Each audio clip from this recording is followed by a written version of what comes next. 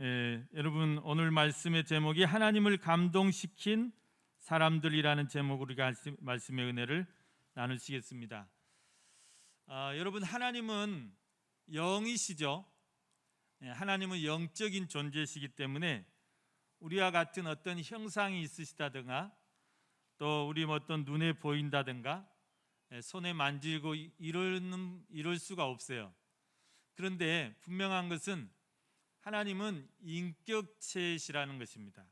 인격체시라는 것은 뭐냐면 우리가 하나님 앞에 예배할 때 아무도 없는 그야말로 아무 의미 없는 우리가 지금 막 벽에다 대고 예배하고 이런 게 아니라는 것입니다. 하나님은 보이지 않으시지만 분명히 우리 지금 이 가운데 우리 예배 가운데 우리 예배를 받으시고 계세요. 우리 찬송을 다 받으시고 우리 기도를 다 들으시고 다 우리를 지금 보고 계시고 우리와 함께 계시는 인격체시라는 거예요. 단지 우리 손에 잡히지 않을 뿐이고 보이지 않을 뿐이고 영으로 계실 뿐이다 그 말입니다. 그러니까 여러분 우리가 하나님 앞에 예배한다는 것은 엎드려 절한다는 거거든요. 엎드려 절하다. 그래 우리가 지금 보이지도 않는 그런 신에게 엎드려 절하나 이게 아니고 우리는 영으로 하나님 앞에 예배드리고 영으로 하나님 앞에 절하는 거예요. 여러분 사람이 사람과 사람의 인사에 있어서 제일 그 사람을 공경하는 것이 뭐예요? 엎드려서 절하는 것입니다. 그래서 엎드려 절하는 것은 제일 높은 사람에게 하는 인사법입니다. 안 그러면 맞절을 한다든가 아니면 가볍게 목례를 한다든가 이제 이런 식으로 점점 약식이 돼가고 간단하게 악수를 한다든가 이러는데 절을 한다는 것은 내가 그 사람을 인격적으로 정말 존중하고 그 사람을 정말 공경한다는 그런 의미가 들어있는 거. 아무한테나 우리 고개 안 숙이잖아요. 그래서 여러분 우리가 우상 앞에 절하지 말라는 것이 그것입니다. 우상은 인격이 없어요. 목상이 무슨 인격이 있겠습니까? 이런 나무들이 무슨 인격이 있겠습니까?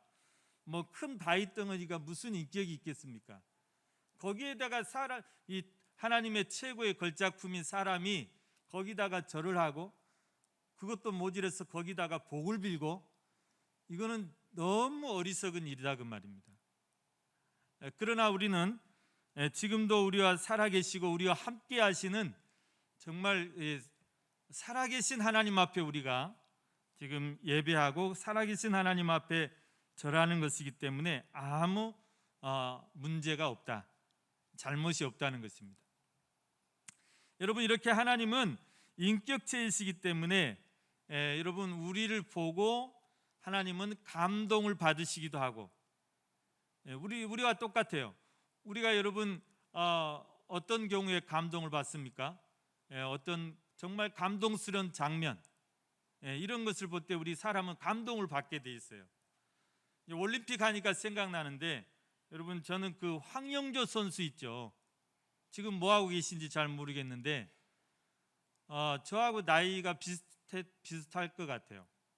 근데 이 황영조 선수가 그 스페인 바르셀로나 올림픽 때 그 마지막 마라톤 그 일본 선수하고 계속 경합을 벌이다가 마지막 그 몬주의 그 언덕을 넘어가면서 그냥 뚝 떨치는 그 장면에서 정말 대한민국 사람들이 다 감동받지 않은 사람이 없었을 거예요.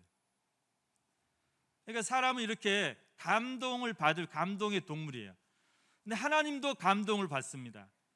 어떨 때 감동을 받으면 우리를 보시고 우리의 어떤 믿음을 보시고 또 우리의 어떤 선한 행위를 보시고 감동을 받으시는데 그래서 여러분 하나님은 감동을 받으시기도 하시고 반대로 또 우리 때문에 굉장히 탄식을 하시기도 하세요. 탄식을 하시고 정말 내가 이 사람들을 왜 만들었을까? 그렇게 탄식하시기도 하신다고 그랬습니다. 또 하나님은 우리 때문에 굉장히 또 기쁨을 감추지 못하시고 기쁨을 이기지 못하시기도 하십니다. 여러분, 그래서 찬송가에 보면은 549장 찬송에 보면 내 주여 뜻대로 그런 찬송이 있거든요. 그 2절 가사에 보면 이런 가사가 있어요. 주님도 때로는 울기도 하셨네 그래요. 주님도 때로는 울기도 하셨네. 주님도 때로는 울기도 하셨네. 이 가사가 나오는데, 여러분, 하나님이 어떨 때 우리를 보고 감동하시고 어떨 때 우리를 보고 탄식하시고 그러실까요? 성경에 보면은 그런 말씀들이 많이 나옵니다. 여러분, 하나님은 우리가 선한 일을 할 때나 또 믿음으로 그렇게 살아갈 때 하나님 우리를 보고 감동받으세요. 그리고 우리에게 하나님이 역사해 주십니다. 반면에 우리가 정말 늘 하나님을 원망하고 또 불평하고 또 믿음 없음을 보실 때는 또 하나님은 탄식하시기도 하시고 또 주님은 울기도 하셨다고 그랬어요. 또 하나님은 어느 때 기뻐하실까요? 하나님은 잃어버린 영혼이 돌아올 때 얼마나 기뻐하신지 몰라요. 하나님은 저와 여러분들 이렇게 하나님 잘 섬기고 또 예배도 잘 드리고 주일도 잘 지키는 저희들 때문에도 기뻐하시지만 하나님이 더 기뻐하시는 게 있어요. 믿지 않은 한 영혼이 오늘 우리 예배에 저 뒤에 문을 열고 하나님 앞에 나왔을 때, 죄인이 돌아왔을 때 하나님은 가장 기뻐하신다고 그랬습니다. 정말 천국에서 춤을 추면서 그렇게 기뻐하신다고 그랬습니다. 여러분, 예수님도 마찬가지입니다. 예수님께서 복음을 전하시다가 한 번씩 정말 놀라운 믿음의 소유자들을 만나요. 근데 그 사람들이 예수님이 선택한 예수님의 제자들이고 그렇지 않습니다. 다 어떻게 보면 이방인이고 하찮은 그런 사람들인데, 정말 믿음의 사람들을 만나면 그들의 그 믿음에 예수님이 감동을 받아요. 그리고 막 칭찬의 말씀을 아끼지 않습니다. 반대로 여러분, 예수님이 탄식하시기도 하시는데, 이런 제자들의 그러니까 예수님이 제자라고 선택한, 그래서 예수님을 따라다니고 예수님 앞에 배우는 그런 제자들이 오히려 믿음 없음을 봐요. 믿음 없음. 예수님이 하나님이신 것을 믿지 못하는 거예요. 예수님의 그런 능력을 믿지 못하는 거예요. 그리고 그것을 의심하는 그런 것을 볼 때 예수님이 탄식하시면서 울기도 하셨다 그랬습니다. 예수님도 마찬가지로 예수님이 어느 때 가장 기뻐하실까요? 성경의 사복음에 보면은 잃어버린 양의 비유를 통해서 말씀하시는데 100마리의 양이 있어요. 근데 99마리는 다 말 잘 들어요. 자, 가자 하면 따라오고 또 집에 가자 하면 또 집에 따라오고, 그런데 한 마리가 말을 안 들어요. 그리고 이 녀석은 자꾸 한눈 팔고 자기 마음대로 가고 자기 가고 싶은 데로 가고, 그러다 길을 잃어버렸어요. 길을 잃어가지고 그냥 더 막 마음대로 헤매다가 어디에 처박혀 있는지도 몰라. 근데 어디 아무튼 가다가 그냥 나무까지 콕 걸려가지고 빼도 박도 못하고 그렇게 처박혀 있는 거예요. 그런데 해가 져서 예수님이 이제 양들을 데리고 집에 우리에 넣으려고 하는데 그 애가 안 보이는 거예요. 그래서 그대로 그 애들을 놔두고, 그 99마리를 놔두고 그 녀석 찾으러 산을 넘고 막 사방을 찾아도 못 찾, 밤은 깊어가고. 그런데 이제 그 양을 찾았어요. 매 울고 있는 그 양을 골짜기에서 찾았을 때 그 기쁨, 너무 기뻐서 그놈을 들쳐매고 집에까지 오셨다고 그랬어요. 그러면서 마을 사람들을 모아가지고 잔치를 베풀었다고 그랬어요. 내가 잃어버린 양을 찾았다. 내가 오늘 한턱 쏘겠다. 잔치를 베풀. 여러분, 배보다 배꼽이 더 크죠. 양 한 마리 얼마나 한다고 그 마을 사람 잔치를 하냐고요. 여러분, 이렇게 예수님은 잃어버린 양을 찾았을 때 가장 기뻐하시고, 하나님도 마찬가지입니다. 여러분, 잃어버린 한 영혼이 돌아올 때 하나님은 가장 기뻐하신다. 예. 여러분, 우리가 어떻게 무엇을 해야 될지 아시겠죠? 우리가 정말 우리의 믿음으로 하나님을 감동시켜야 되고, 또 우리가 정말 잃어버린 영혼들 찾아서 하나님을 기쁘시게 해야 된다, 그런 말씀입니다. 여러분, 그래서 성경에 보면은 정말 하나님을 감동시킨 그런 사람들의 이야기가 많이 나와요. 많은 그런 믿음의 위인들을 소개하면서 이분들이 어떻게 어떤 믿음으로 하나님을 감동시켰는지를 우리에게 이제 소개해 주는 말씀입니다. 여러분, 오늘 이 시간 우리가 하나님을 감동시킨 사람들의 믿음, 우리가 다 살펴볼 수는 없지만 대표적으로 몇 분을 살펴보면서 저와 여러분이 정말 하나님을 감동시키는 그런 믿음의 소유자들이 다 되시기를 간절히 소원합니다. 여러분, 첫 번째 우리가 살펴볼 분이 아브라함이시죠. 아브라함은 어떻게 하나님을 감동시키셨는가? 여러분, 아브라함은 하나님의 말씀에 절대 순종함으로 하나님을 감동시키신 분입니다. 절대 순종. 아브라함 하면 절대 순종이에요. 그래서 하나님을 감동시키고 복의 근원이 되었습니다. 여러분, 아브라함은 놀라운 순종의 사람이라고 할 수가 있습니다. 그게 딱 그 한 사건이에요. 물론 아브라함도 허물이 많아요. 실수도 많고요. 그러나 그 결정적인 한 사건, 한 순종, 그것을 잘함으로 아브라함은 그냥 다 그 다음에 다 풀린 거예요. 다 풀렸어요. 여러분, 무슨 사건입니까? 아브라함이 100세에 낳은 독자 이삭이 있죠. 그 이삭을 하나님께서 어느 날 갑자기 이삭이 지금 몇 살이나 됐냐? 아브라함이 깜짝 놀래가지고 한 지금 17 됐습니다. 그래. 그러면 내가 미안한데 그 이삭을 나에게 도로 바쳐라. 번제로 바치라는 거예요. 얼마나 이게 정말 떨리는 그런 순간이었을까. 그런데 아브라함이 이 하나님의 이런 명령, 정말 어떤 무서운 명령이죠.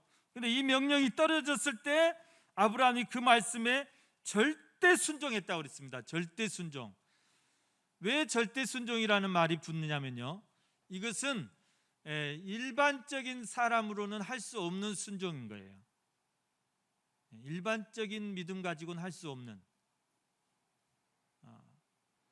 어떻게 사람이 100세 얻은 아들을, 그것도 독자를 바칠 수가 있겠습니까? 이거는 일반인이 할 수 없는 그런 순종이고, 그렇기 때문에 절대 순종이라고 할 수가 있습니다. 아브라함이 이 명령을 받고 잠시도 머뭇거리지 않았어요. 하나님께서 이 말씀을 주셨을 때, 밤중에 주셨을 때 바로 그 다음날 아침에 바로 짐을 챙깁니다. 하나님 앞에 3일만 기도해 보겠습니다, 일주일만 기도해 보겠습니다, 이게 아니에요. 바로 짐을 챙겨서 하인 둘 데리고 또 번제에 쓸 나무들을 챙겨가지고 올라가는 거예요. 3일 길을 갔다 그랬어요. 이거 부인한테도 말하지 않아요. 사라에게도 말하지 않아요. 사라에게 말했다면 큰일 나요. 이게 이루어질 수가 없는 거예요. 여러분, 모성애가 아빠가 강합니까? 엄마가 강합니까? 그러니까 의논할 일이 있고 의논해서는 안 될 일이 있습니다. 믿음의 결단, 정말 홀로 결단해야 될 때가 있어요. 정말 외롭게 고독하게 결정을 내려야 될 때가 있어요. 아브라함이 만약에 사라에게 이것을 의논했다면 이 일은 이루어질 수가 없는 것이죠. 아브라함이 결단을 했어요.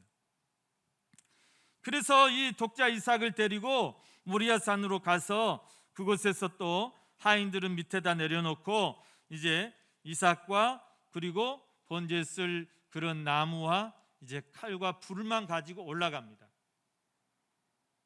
그래 이제 그 이삭이 물어보죠. 아버지, 번제에 쓸 어린 양은 어디 있습니까? 나머지는 다 있는데. 아브라함이 얼마나 등이 뜨끔했겠어요. 그래 거기서 또 임기응변, 하나님께서 다 예비해 놓으실 것이다. 그러니까 이 아브라함 믿음대로 되는 거예요. 믿음대로 하나님이 다 예비해 놓으셨죠. 그리고 이제 올라가서 제단을 쌓아놓고 이삭을 이제 결박시키고 칼을 들어서 내리치려고 합니다. 그때 어떤 일이 일어났습니까? 하나님께서 그 아브라함의 절대 순종하는 그 모습을 보고 하나님이 감동을 받으신 거예요. 아브라함아, 아브라함아, 너 그 아이에게 절대 손대지 마. 털끝 하나 건들지 마. 내가 이제 알았다. 네가 네 아들 독자까지도 내게 아끼지 아니하고, 네가 무엇보다도 나를 더 경외하고 내 말을 그렇게 무겁게 알고 나를 더 사랑하는 줄을 이제야 알았다. 하나님이 그 모습에, 그 절대 순종에 감동받으신 거예요. 여러분, 아브라함은 이 한 그 절대 순종으로 그의 모든 삶이 다 펴져 버렸어요. 여러분, 예수 그리스도께서 그 한 분의 의로운 순종으로 우리 모든 우리의 죄 문제를 다 해결하신 것처럼, 그러니까 여러분, 그 한 번이 중요합니다. 아주 결정적인 그 한 사건이 굉장히 중요해요. 여러분, 이렇게 아브라함은 이 절대 순종으로 하나님을 감동시킴으로 인해서 여호와 이레의 복을 받습니다. 하나님께서 아브라함의 그 인생에 있어서 모든 것을 인도하시고 예비하시고 준비해 주신다. 여호와의 산에서 준비해 주신다는 것입니다. 여호와 이레 축복을 받았죠. 그 다음에 이삭이 얼마나 잘했습니까? 이삭이 한 해 막 100배의 소득을 올리고, 이삭이 막 그 블레셋 지역에서도 심히 창대하고 왕성해서 거부가 되고, 우물 파는 대로 다 우물을 주시고 물이 솟아나게 하시고, 그러니까 이삭에게까지, 아들에게까지 복이 흘러넘쳐갔어요. 그것뿐입니까?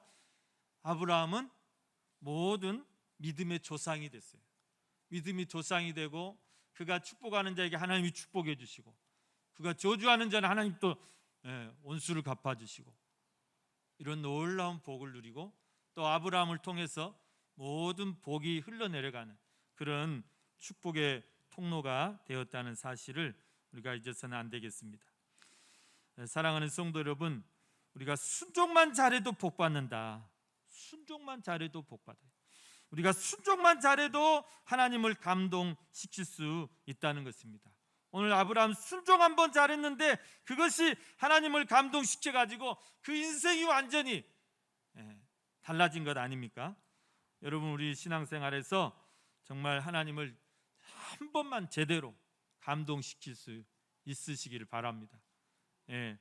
내 정말 믿음으로, 내 순종으로 하나님을 이처럼 우리가 감동시키면 놀라운 그런 축복, 내가 정말 생각지 못한 그런 은혜들이 우리에게 쏟아지실 줄로 믿습니다.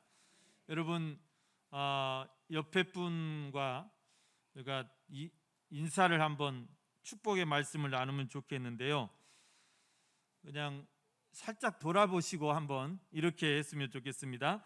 순종 잘해서 복 받으십시오. 시작. 그렇습니다. 우리가 순종만 잘해도 복을 받는다는 사실이에요. 여러분, 꼭 기억하십시오. 오늘 우리 충역교회 모든 성도님들이 정말 놀라운 순종의 사람들이 돼가지고 하나님을 감동시키고 모든 축복의 통로가 되는 그런 놀라운 복을 누리시기를 바랍니다. 두 번째 우리가 살펴볼 분이 다윗입니다. 다윗은 어떤 것으로 하나님을 감동시키셨을까요? 다윗은 전심으로 하나님을 믿고 의지함이에요. 전심으로 하나님을 믿고 의지함으로 그가 하나님을 감동시키고 하나님의 마음에 합한 자가 됐습니다. 여러분, 다윗을 잘 알죠? 다윗은 이새라는 분의 8 아들 중에서 막내예요. 그렇기 때문에 항상 치여 살았어요. 아버지가 형들은 다 막 전쟁터에도 보내고 뭐 사무엘 선지자가 왔을 때도 왕이 되게끔 막 내보내고, 다윗은 그냥 무시해. 예. 여러분, 그 당시에는 전쟁터 나가는 것이 출세의 지름길이에요. 출세하는 길이에요. 전쟁 나가서 공 세우면 바로 출세하는 거예요. 그래서 아버지가 형들은 그냥 어서 나가서 공 많이 세워가지고 출세해라. 그런데 다윗은 그냥 외모도 작고 볼품 없으니까 너는 그냥 양이나 치워, 양이나 키워, 너는 양이나 쳐. 그래서 목동하고 있는 거예요. 그래서 이제 또 다윗아, 너 저기 형들한테 이거 맛있는 것도 좀 갖다 주고 형들 전쟁터에 별일 없는지 보고 좀 와봐. 그러니까 그 아버지 심부름을 이제 순종해서 가다가, 그래서 이제 전쟁터를 가게 되죠. 엘라 골짜기에 가봤더니 형들이 막 혼내키는 거예요. 너 지금 전쟁이 장난인 줄 알아? 전쟁이 장난인 줄 알아? 구경하러 왔어? 아니, 자기들 뭐 이렇게 아버지가 좋은 거 주려고 갖고 왔는데 혼내키고. 그래, 다윗이 그랬어요. 그런데 가만히 보니까 저기 블레셋의 그 거인 장수가 골리앗이 40일 동안이나 여호와 하나님의 이름을 막 모독을 하고 이스라엘의 군대를 막 모독을 하고 그러고 있는 거예요. 40일 동안이나 그래 왔다는 거예요. 그런데 누구 하나 그냥 벌벌 떨면서 그 앞에 나서질 못하는, 꼼짝을 못하는 거예요. 그것을 보면서 이 다윗이 갑자기 성령이 충만해져 버렸어요. 하나님의 영이 충만해가지고 막 충천해가지고 막대기 하나 들고 그 앞에 나가는 거예요. 골리앗 앞에. 여러분, 그 청년, 그 목동, 아무 무장도 안 해 있고 그냥 막대기 하나 들고 그 완전 무장한 그 전사 거인, 이 골리앗 앞에 서가지고 그 골리앗을 향해서 추상 같은 소리로 이제 꾸짖는 겁니다. 너는 칼과 창과 단창으로 내게 나왔지만 나는 네가 모욕하는 만군의 여호와 하나님의 이름으로 내가 너를 오늘 처단하겠다 이거예요. 얼마나 기가 막혀요. 그러니까 골리앗도 기가 막히고 거기 있는 사람들도 다 기가 막히고 말이 안 나오는 거죠. 하나님도 기가 막히는 거예요. 네가 뭐 어떻게 하겠다는 거냐. 하나님이 거기서 감동을 받으세요. 아무것도 없는 애가 단지 어떤 그 믿음과 열정으로 그 하나님의 이름을 모욕하는 그것을 참지 못해서 그 하나님을 위해서 자기 목숨을 전혀 아끼지 않고 그렇게 주를 위해서 떨쳐나가는 그 모습을 보고 그 순간에 이 하나님께서 감동을 받습니다. 그러면서 내가 너를 지켜주겠다, 내가 너를 도와주겠다. 그리고 하나님께서 역사하십니다. 그래서 이 다윗이 던진 이 물맷돌, 이 소년이 던진 물맷돌이 얼마나 힘이 있겠어요? 아무것도 아니겠죠. 그런데 하나님은 그 물맷돌을 그런 장사의 어떤 창보다 어떤 칼보다 더 강하게 사용하시고 또 그 이제 다윗의 물맷돌로 그 거인 골리앗을 쓰러뜨림으로 살아계신 하나님의 이름을 드높이게 하였다는 사실입니다. 여러분, 이 일로 인해서 다윗은 한갓 목동에서 하루아침에 이스라엘 민족의 만만의 영웅이 되었다는 사실입니다. 뿐만 아니라 다윗은 이 한 사건, 다윗도 역시 마찬가지예요. 나중에 이제 뒤에 가보면 다윗이 왕이 되고 또 그냥 여러 가지 또 실수도 하고 점점 그 믿음이 약해져 가는 것을 볼 수 있어요. 그런데 이 사건 하나, 오늘 20대 그 청년의 때 하나님 앞에 보였던 그 감동 하나로 다윗의 인생이 끝까지 가는 거예요. 하나님 끝까지 다윗을 붙들어 주는 것을 볼 수가 있습니다. 그래서 다윗은 이제 이스라엘 민족의 영웅이 되었을 뿐만 아니라 이스라엘의 역대 왕 중에서 가장 선한 왕으로, 또 하나님의 마음에 가장 합한 왕으로 그렇게 인정받고 칭찬받게 되었다는 사실입니다. 여러분, 오늘 저와 여러분이 하나님 앞에서 다윗처럼 정말 전심으로 하나님을 사랑하는, 또 전심으로 하나님을 믿고 의지하는 그런 믿음의 사람들, 그리고 하나님의 마음에 꼭 맞는 그런 하나님의 사람들이 다 되시기를 주님의 이름으로 또 축원합니다. 세 번째, 여러분, 우리가 오늘 마지막으로 솔로몬의 믿음을 살펴보겠습니다. 솔로몬은 어떤 믿음으로 하나님을 감동시켰습니까? 솔로몬 오늘 본문 말씀처럼 1000번째 예배를 통해서, 1000번째 제사를 통해서 하나님을 감동시킨 그런 승리자인 것을 오늘 말씀해 주고 있습니다. 여러분, 솔로몬이 어린 나이에 왕이 됐습니다. 20세에 아마 왕이 됐을 것입니다. 그런데 20세에 왕이 되고 보니까 너무 부족한 점을 많이 느끼는 거예요. 그래서 오늘 본문에 보면은 솔로몬이 그렇게 이제 그 하나님 앞에서 그렇게 고백합니다. 하나님께서 솔로몬이 하나님 1000번제를 이렇게 드리고 난 다음에 그날 밤에 하나님께서 솔로몬을 찾아왔어요. 그래가지고 솔로몬아, 내가 네게 무엇을 해줄꼬? 내가 네게 무엇을 해줄꼬? 그렇게 이제 물었을 때 솔로몬이 그렇게 말합니다. 하나님 아버지, 하나님께서 저의 부왕 다윗 왕을 이렇게 복을 주셔가지고 다윗 왕이 이렇게 잘 돼서, 또 그 왕위를 견고하게 해주셔서 그 왕위를 이렇게 저에게 이어가게 하심을 감사합니다.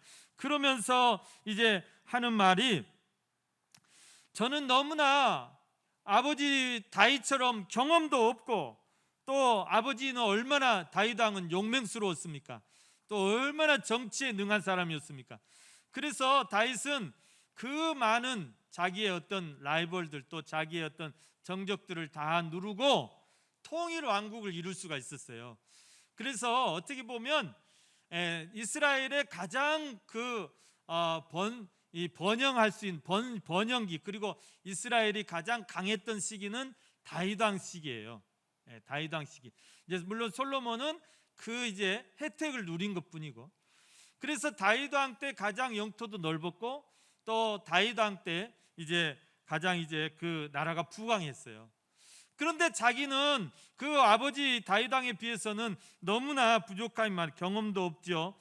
그런 어떤 정치력도 없죠. 그래서 솔로몬이 이런 말을 합니다. 종은 아이라 그랬어요. 작은 아이라, 내가 출입할 줄을 모르겠다 그랬어요. 출입할 줄을 알지 못한다. 여러분, 출입할 줄을 알지 못한다는 것은 그 어떤 이제 대신들 앞에 이렇게 드나들 때마다 너무나 떨린다는 거예요. 세상의 왕이 대신들 하나 장악 못해갖고 어떻게 그 나라를 이끌고 다스리고 나가겠습니까? 그러면서 또 하는 말이, 백성의 수요는 너무 많습니다. 즉 백성들이 그 시비를 가려주고, 또 이제 잘잘못을 이렇게 재판해 줄 일들은 너무 많다 그거예요. 그런데 나는 이게 어떻게 이제 이 나라를 다스릴지 정말 막막할 뿐입니다. 그런 이제 말을 합니다. 그러면서 하나님 앞에 구하는 것이, 이 백성들의 마음을 들을 수 있는 그런 마음을 주십시오. 그러니까 다시 말하면 백성들의 말을 잘 경청하고 백성들의 말을 잘 들을 수 있는 그런 지혜로운 마음을 달라는 것입니다. 여기에 하나님께서 또 감동을 받습니다. 아무튼 여러분, 다른 사람들은 보통 보면은 내가 네게 무엇을 줄까 하면 자기 욕심껏 자기 어떤 유익과 출세와 명예와 부귀를 달라고 기도했겠지만, 솔로몬은 그게 아니고 부와 출세와 영화를 위해서 기도하지 않고 하나님 앞에 정말 하나님의 백성들을 잘 올바르게 다스릴 수 있고 재판할 수 있게 해달라고 그렇게 지혜를 구한 것이죠. 이게 이제 우리가 지금 말하면 먼저 그의 나라를 구한 것이고 먼저 그의 의를 구한 것입니다. 이랬을 때 하나님이 어떻게 하셨을까요? 또 그 기도가 하나님의 마음에 쏙 드는 기도였고 또 하나님의 마음을 감동시키는 그런 기도였던 것입니다. 그래서 하나님은 솔로몬이 구한 것, 지혜뿐만 아니라 구하지 않은 것까지도 다 하나님이 솔로몬에게 부어주십니다. 그래서 솔로몬 왕 역시 우리 인류 역사의 전무후무한 지혜의 왕이죠. 지혜의 왕. 솔로몬 하면 지혜, 그리고 예리한 그런 어떤 분별력, 또 재판, 이런 것들을 우리가 떠올릴 수 있는데요. 근데 이것뿐만 아니라 솔로몬은 이제 이스라엘 왕의 역사에 있어서 가장 부귀와 영화를 누렸던 그런 축복을 누린 왕으로 그렇게 기록되고 있는 것을 볼 수 있습니다. 사랑하는 우리 성도 여러분, 오늘 저희들이 하나님을 감동시킨 이 세 분을 살펴보았는데 이 세 분뿐만 아니라 여러분 신구약을 막론하고 정말 믿음으로 하나님을 감동시키고 놀라운 축복을 받은 사람들이 얼마나 많습니까? 여러분 다니엘과 세 친구들을 여러분 아시죠? 이분들이 일찍이 바벨론의 포로로 이렇게 끌려가게 됐습니다. 그런데 그 포로지에서도 얼마나 믿음으로 그들이 그 믿음을 지키냐면 다니엘 세 친구들은 불 속에까지 들어가는데도 우상 앞에 절하지 않습니다. 하나님께서 그 불꽃 가운데서도 그들을 머리카락 하나 그슬리지 않도록 지켜주시는 것을 볼 수 있습니다. 다니엘도 마찬가지입니다. 다니엘이 정말 사자굴 속에 던져질 것을 알고도 하루에 3번씩 하나님 앞에 기도하는 것을 놓지 않았습니다. 이것이 하나님을 감동시켰어요. 다니엘도 그렇고 그의 친구들도 그렇고. 그리고 이것이 오늘 우리들에게 얼마나 큰 믿음의 기감이 되고 있습니다. 여러분 또한 신약에 와서도 마찬가지입니다. 백부장이란 분은 예수님 앞에서 마치 자기의 상관이 자기에게 명령하는 것처럼 말씀만 하옵소서 내 하인이 낫겠나이다, 이런 놀라운 믿음의 고백을 하는 것을 보고 예수님이 감동을 먹었어요. 야, 이스라엘 중에서도 이 같은 믿음을 내가 만나보지 못했다. 그러면 내 믿음대로 될지어다. 여러분 또 가나안 여자 하나도 예수님께 와서 이제 은혜를 구하는데 예수님이 뭐라고 하냐면 자녀의 떡을 취해서 개들에게 던짐이 마땅하지 아니하다. 그냥 너무 그냥 인격을 모독하는 그런 마치 개 취급을 당하면서까지도 끝까지 주여 올소이다마는 부스러기 은혜라도 좀 주십시오. 거기에 또 예수님이 감동받았어요. 거기에 또 예수님이 감동을 먹고 여자여 네 믿음이 크도다, 네 소원대로 되리라, 그렇게 말씀하신 것입니다. 여러분 이뿐만 아닙니다. 구약 신약을 지나서 우리 한국 기독교 역사사에 그 순교의 제물이 되면서까지 그렇게 여러분 하나님을 감동시키신 많은 믿음의 선진들이 있습니다. 여러분 오늘 우리가 분명한 사실은 여러분 하나님을 감동시킨 사람들을 하나님은 절대 포기하지 않으시고 그냥 두지 않으신다. 하나님의 놀라운 복을 주시고 또 우리에게 하나님께서 그렇게 역사하시는 것을 분명하게 여러분 말씀해 주고 있습니다. 사랑하는 성도 여러분, 오늘 우리가 무엇으로 내가 하나님을 감동시킬 수 있을까?